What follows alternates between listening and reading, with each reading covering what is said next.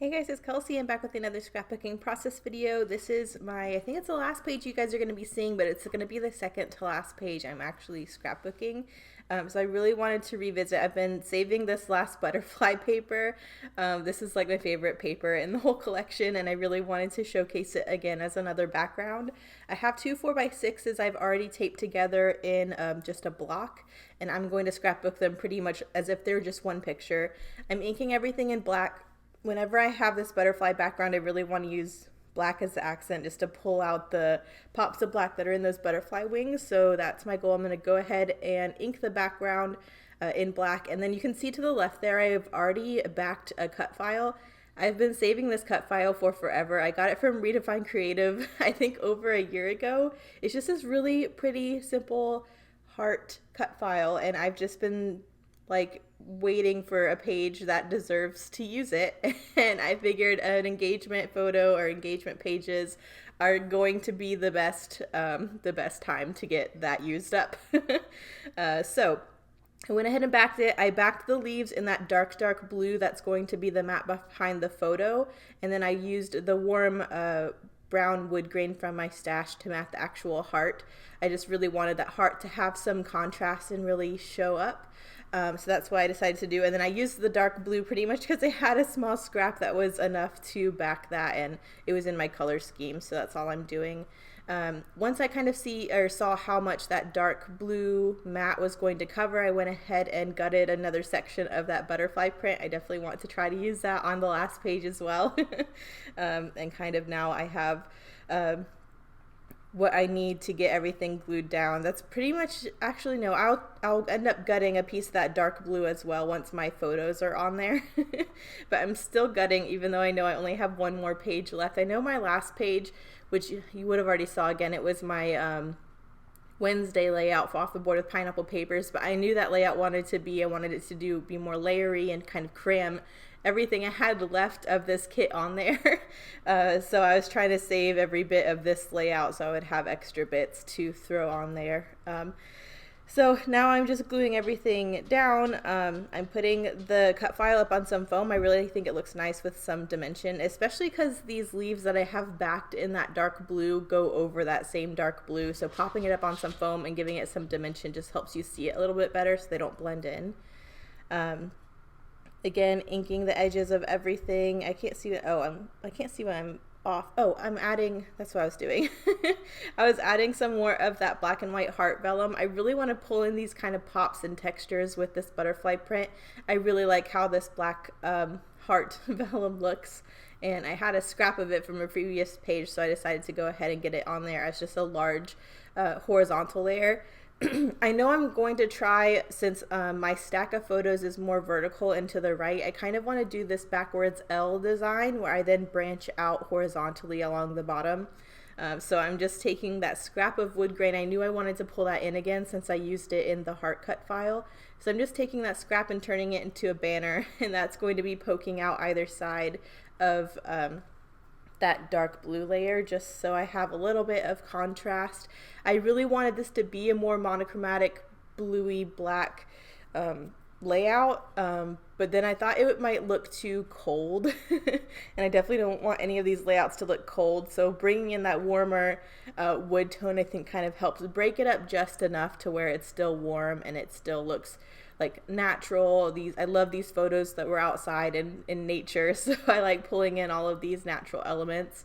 So I'm just going to get that tucked in. I kind of want it to follow the lines of the cut file. The cut file already creates that horizontal line, so I'm just trying to accentuate that with this banner, and then that kind of gives me a natural place to start embellishing.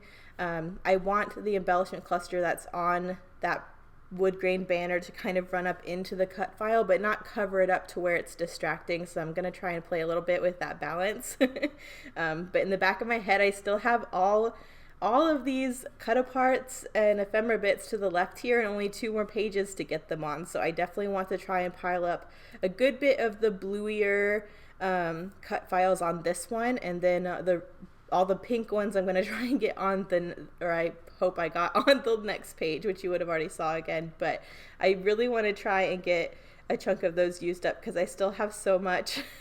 I think it's kind of funny. I think because when I got this kit together, I was so worried about not having enough embellishment.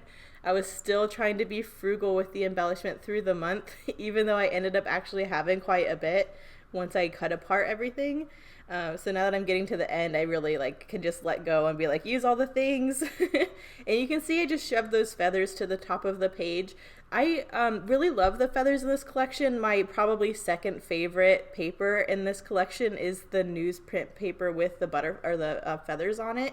But for whatever reason, the cut files of the feathers just were reading really purpley, and so I decided not to use them. So the purple feathers I kind of just ignored this whole month. I'm going to have those left over, and I kind of was already aware of that. I'm okay with that. I want to focus more on the butterflies and the florals, but I'm kind of separating all of my ephemera bits here to figure out what I have left to work with and what I can get on this page versus what I can get on the next page.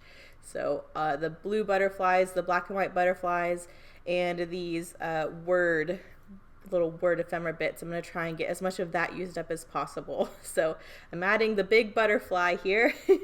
And I really wanted to get this larger butterfly on this page, especially because it's pretty much what the background paper is. But I thought it competed too much with my cut file, and I really wanted my cut file to shine. So I ended up not doing the large butterfly and going with some of the smaller ones instead. And I like that better. I really, really wanted to get that larger butterfly on here, but it was just not working. I thought it just competed too much with the heart. So these little sprigs, though, with the green and blue leaves, I thought were perfect. I thought they went like they were like the perfect element to pull or tie back to my photos. My photos are very blue and green. So I definitely knew I wanted these little leafy sprigs on here, and then just to layer up some of the blue flowers with those. So I'm kind of creating this diagonal cluster again. I've done this a lot this month. It just seems like the most natural way for me to frame these photos. So I am creating my main cluster down here by the cut file on the banner, and then one in the opposite corner going up into the upper right hand corner. So I'm just trying to pull in the same types of elements. I know I'm going to use that greeny blue leafy sprig and blue flowers and black white butterflies in both clusters. But yeah, now that I kind of am aware that that's where I'm going with this, I'm going to go ahead and gut this dark blue paper that's behind my photos so I can glue the photos down. I thought about doing another mat around these photos. I would have liked to. I think I could have pulled in maybe another brown wood grain from my stash and done a wood grain mat around them first, but I decided to keep it more clean. I know this background is kind of one of the more busier ones, but because it's not multicolored, I was okay like really trying to showcase it even though it is a little busy. But because of that, I decided to use this dark blue mat as a kind of spot where your eye can rest, and I didn't want to break that up too much by adding additional layers. So I really like how it kind of gives you this dark, cool area where your eye can rest and take a break from the butterfly pattern paper before you go to look at the photos.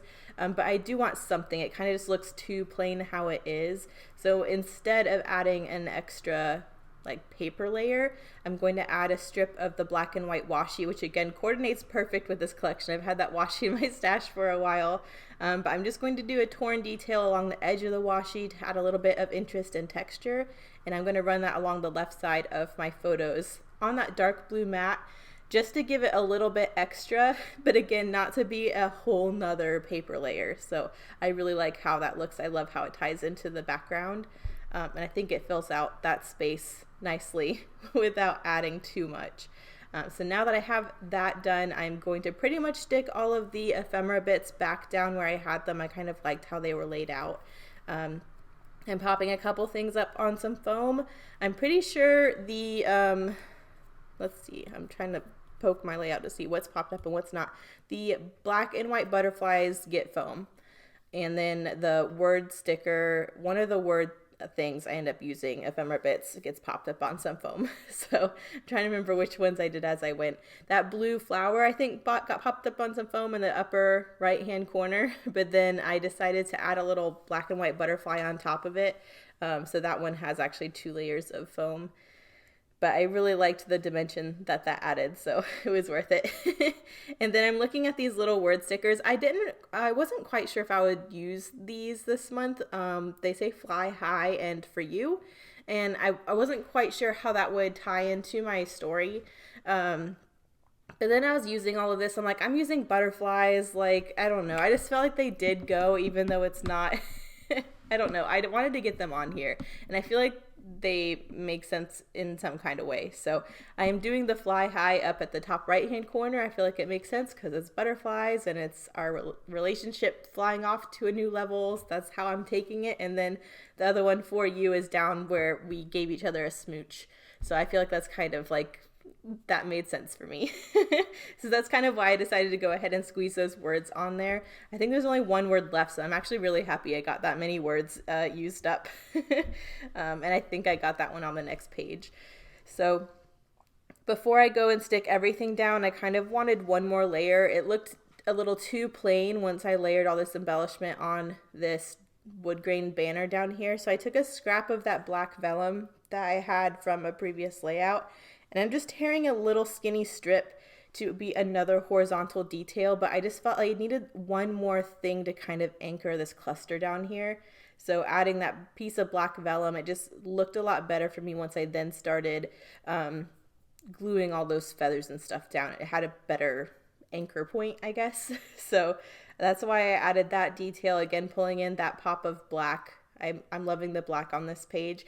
I wasn't sure if I was going to pull in gold on this one because I was kind of liking how all the black and white looked, but I have 2 Denise charms left from my Felicity Jane embellishment sheet, and they both are really nice, bold black and white designs, and I thought they looked really, really good on this page.